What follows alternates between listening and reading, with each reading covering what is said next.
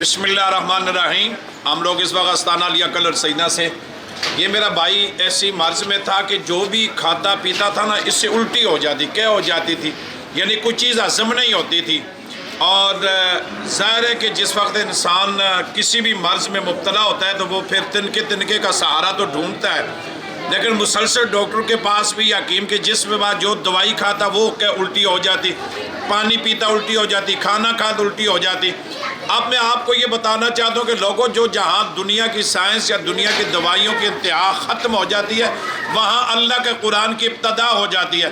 اب یہ اگر اس کا استانہ لیا کلر سیدہ میں لایا گیا، آج یہ دوسری مرتبہ یہاں یہ بھائی آیا، پہلی مرتبہ آیا تھا تو یہ مریض تھا، اس کو کہا گیا کہ آپ کا معدہ خراب ہے، آپ کی جو خوراک کی نالی ہے وہ خراب ہے، آپ کا ہضمہ ٹھیک نہیں ہے۔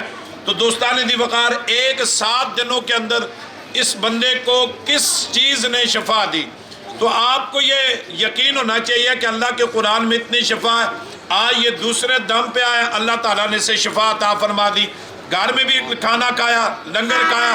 آج 7 دن ہو گئے، جو مسلسل الٹی کا شکار تھا، مسلسل معدے کی دوائیاں کھا رہا تھا، آج الحمدللہ سرکار جی کے پاس آیا، دم کروایا۔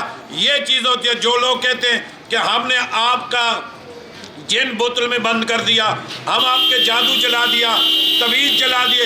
لوگوں استانہ کلر سیدہ میں 2 چیزیں، جادو ہے وہ بھی نظر آتا ہے، جن ہے وہ نظر آتا ہے، جسمانی مرض ہے وہ بھی ٹھیک ہو جاتی ہے۔